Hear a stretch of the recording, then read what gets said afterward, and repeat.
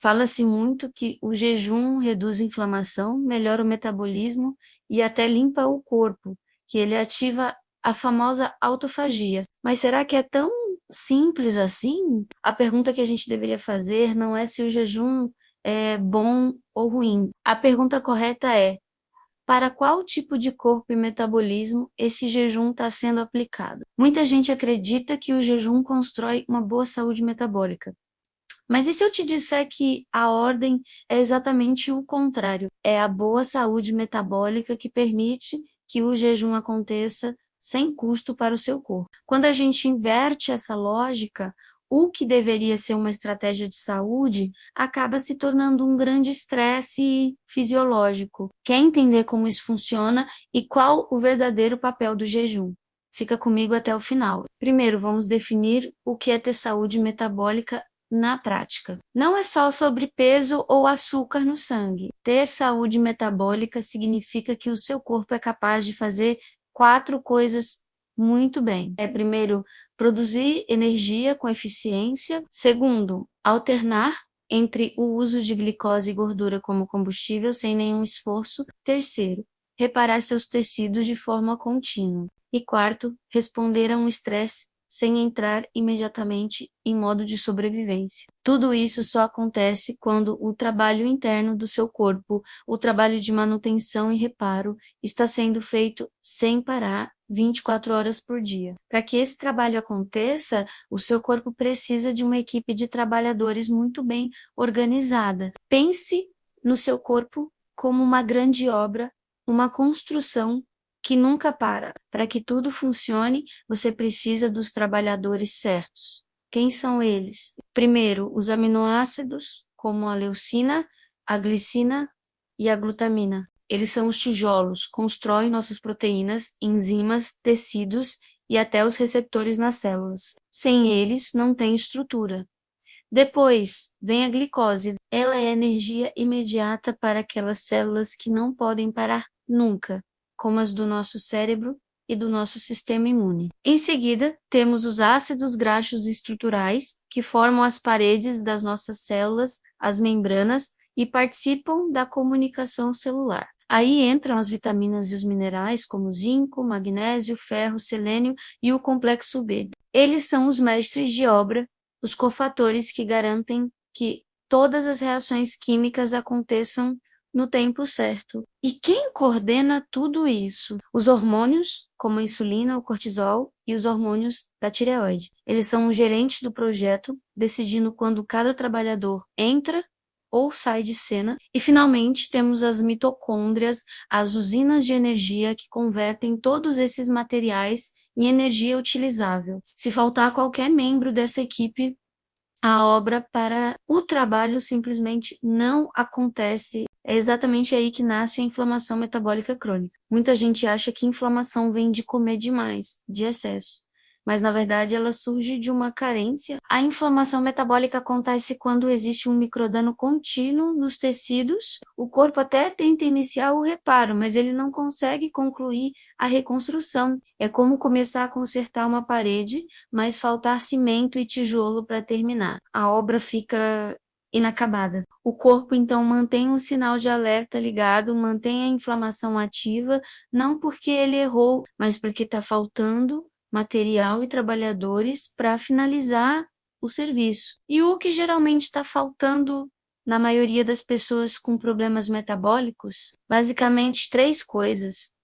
Primeiro, aminoácidos em quantidade suficiente para construir e reparar tecidos. Segundo, energia disponível para sustentar esse processo de construção, que gasta muita energia. E terceiro, os micronutrientes, as vitaminas e minerais, para ativar as enzimas que fazem o trabalho. Sem isso, o reparo começa, para no meio do caminho e depois tenta recomeçar. Esse ciclo de tentativa e falha é o que mantém o sistema cronicamente inflamado. É nesse cenário de carência que o jejum costuma entrar de forma equivocada. Quando você tira o alimento de um corpo que já está carente de matéria-prima, o que que acontece? O estímulo metabólico diminui e, como a demanda por digestão e processamento de nutrientes cai, alguns sintomas podem até aliviar temporariamente. A pessoa se sente um pouco melhor e interpreta isso como uma melhora real. Mas o problema estrutural, a falta de material de construção,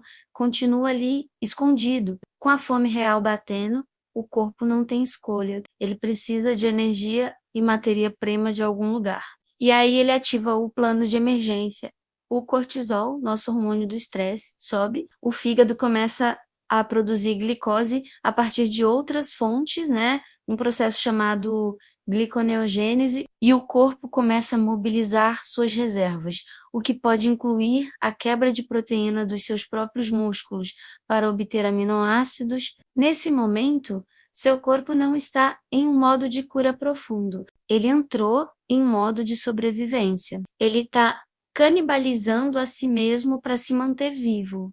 Mas e a autofagia? O jejum não ativa a autofagia, que é a limpeza do corpo, sim, ativa. Mas vamos entender o papel real da autofagia. A autofagia é o sistema de reciclagem das nossas células. Ela remove proteínas defeituosas, recicla organelas danificadas e mantém a célula funcionando. É um processo fundamental que acontece o tempo todo, em menor ou maior grau. O jejum pode sim aumentar a intensidade da autofagia. Mas aqui está o ponto-chave. A autofagia não substitui o reparo. Limpar a casa é ótimo, mas se as paredes estão caindo e você não tem material para reconstruir, a casa continua disfuncional. Limpar a célula a mantém viva por mais tempo, mas não melhora sua função se a reconstrução não acontecer logo em seguida. A limpeza só é verdadeiramente benéfica quando seguida pela reconstrução.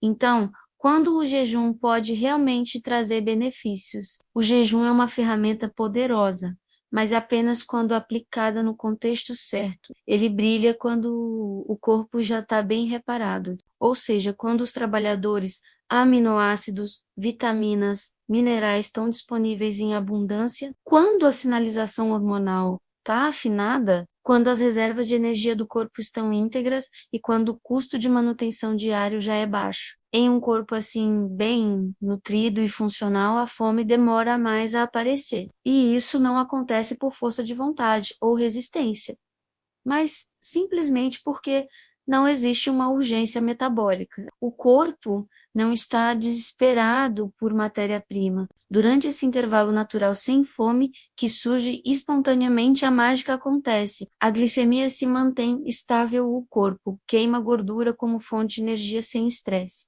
A massa muscular é preservada.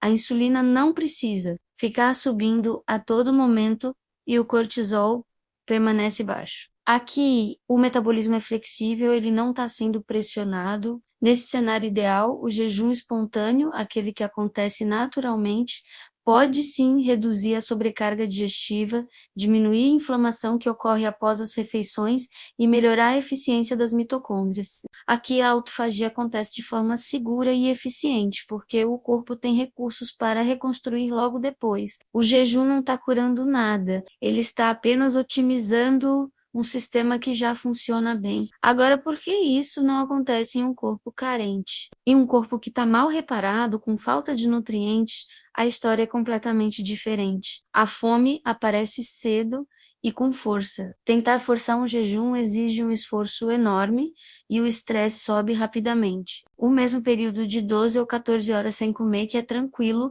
para um corpo bem nutrido, se transforma em um grande estressor metabólico para um corpo carente. O benefício, portanto, não está no ato de jejuar em si, está no estado metabólico que você tinha antes de começar o jejum. Ok, mas e se eu jejuar e depois comer 1 tonelada de proteína para compensar? Essa é uma ideia comum, mas a fisiologia não funciona por compensação. Essa estratégia só funciona se o seu corpo já estiver reparado, com a inflamação baixa e com todos os trabalhadores prontos para agir. Fora desse cenário, concentrar toda a proteína do dia em 1 ou 2 refeições não compensa as horas que o corpo passou em catabolismo, quebrando os próprios tecidos. Além disso, não corrige a falha estrutural de base e ainda pode sobrecarregar seu sistema digestivo. Nosso corpo não responde a ações pontuais e drásticas. Ele prospera com continuidade, com um suporte constante. Então, o que seria um jejum saudável de verdade? Jejum saudável não é forçado. Não exige que você lute contra a fome. Não gera ansiedade ou pensamentos obsessivos sobre comida. O jejum verdadeiramente saudável é aquele que surge espontaneamente, como uma consequência natural de um corpo bem nutrido. Ele aparece quando o seu corpo simplesmente não precisa chamar a equipe de reparo com urgência, porque o trabalho de manutenção já está em dia e para você que sente fome o tempo todo, que precisa comer de 3 em 3 horas para se sentir bem. Isso não é um vício em comida, não é falta de disciplina ou fraqueza, é um sinal fisiológico, é o seu corpo te dizendo: ei, faltou material e gente para terminar o serviço de reparo aqui. Preciso de mais recursos. Ignorar esse sinal, forçando um jejum, não vai melhorar a sua fisiologia. Vai apenas silenciar a comunicação entre você e seu corpo, criando mais estresse. Portanto, a conclusão é clara: jejum não traz boa saúde metabólica. É a boa saúde metabólica que permite um jejum seguro e benéfico. A ordem correta é: primeiro, fornecer ao seu corpo todos os trabalhadores e toda a matéria-prima que ele precisa. Garantir um reparo contínuo, focar em nutrição de verdade. Depois, e somente depois, se o seu corpo pedir. O intervalo maior entre as refeições, o jejum, vai aparecer como uma consequência natural, e não como uma prova de resistência ou sacrifício. A saúde é construída com consistência, não com privação. Obrigado por assistir. Se esse vídeo te ajudou a entender melhor seu corpo, deixe seu like, se inscreva no canal e compartilhe com quem precisa ouvir essa mensagem. Até a próxima!